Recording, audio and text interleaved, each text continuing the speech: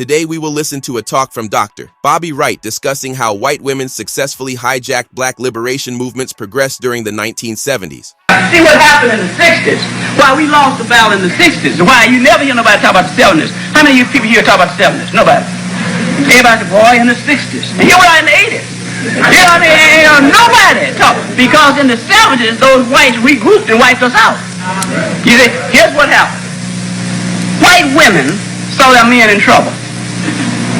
And like all female animals, anytime the male gets in trouble, the female will attack. That is a law of nature. A law of nature. If you don't believe it, we can prove it in a zoo anytime you want to.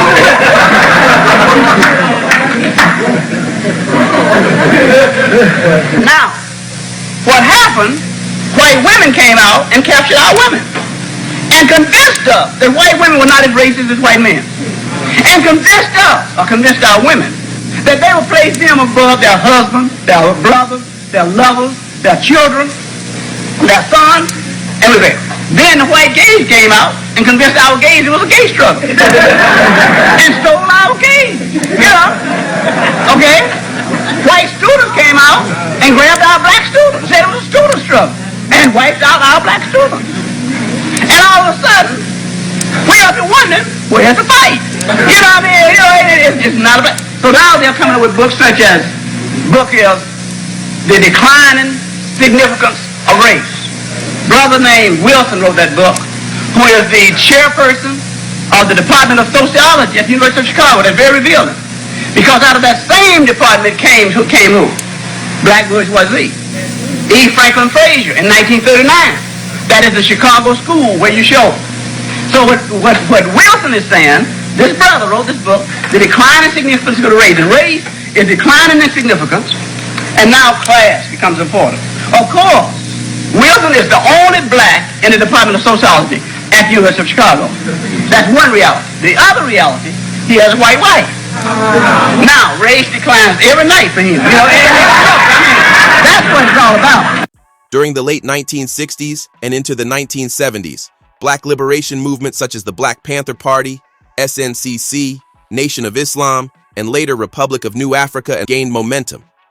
These movements fought for self-determination, economic justice, community control, and an end to racial violence and exploitation. They built free breakfast programs, health clinics, educational institutions, and coalitions that challenged both white supremacy and capitalist oppression. These movements also emphasized unity, collective struggle, and a critique of colonialism, imperialism, and systemic racism, domestically and globally. The mainstream white feminist movement, which gained national attention in the late 1960s, focused largely on issues like reproductive rights, workplace equality, and breaking the glass ceiling. Many black women activists, such as Angela Davis, Assata Shakur, and Elaine Brown, pointed out that black women were simultaneously dealing with racism, poverty, and patriarchy, and their struggles were inseparable from those of black men. Yet, some white feminists targeted black male leaders and male-dominated organizations, accusing them of sexism without acknowledging the racial power imbalance at play. This created divisions that framed black men as oppressors within their own communities, sidelining the more urgent issue of white systemic racism. Encouraged some black women to separate from collective struggle, drawing them into feminist movements that offered little solidarity on racial justice, pitted gender against race, weakening the broader coalition for black liberation. This was not accidental. Some scholars argue it aligned with the broader goal of fragmenting powerful black movements. Then you add the roles of the FBI's COINTELPRO, which played a massive role in dismantling black liberation efforts. Tactics included infiltration of organizations with agents and informants, propaganda to create suspicion between black men and women, false letters and rumors designed to break up leadership and promote internal distrust, encouragement of identity-based divisions including gender splits to weaken unity. COINTELPRO targeted not just male leaders like Fred Hampton, Malcolm X, and Huey Newton, but also women leaders and entire organizations. But what made it especially dangerous was that it used existing social tensions, including sexism and feminism, as tools of sabotage. Also, you have to look at the redirection of political energy.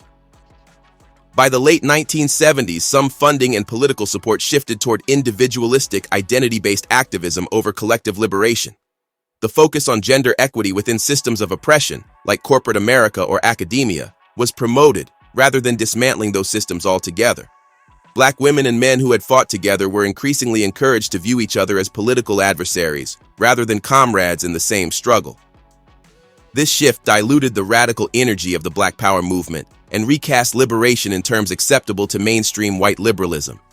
It's critical to acknowledge that Black feminism rejected both white feminism's racial blindness and Black male-dominated politics' sexism.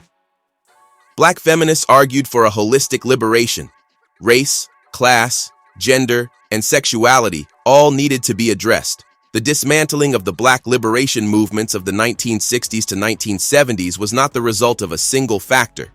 It was a multifaceted assault. Cultural and political division through co-opted ideologies, such as a white-centered feminism that diverted focus from systemic racism and collective Black progress, helped to destroy any gains made by Black liberation movements. Tell me what you think about this topic.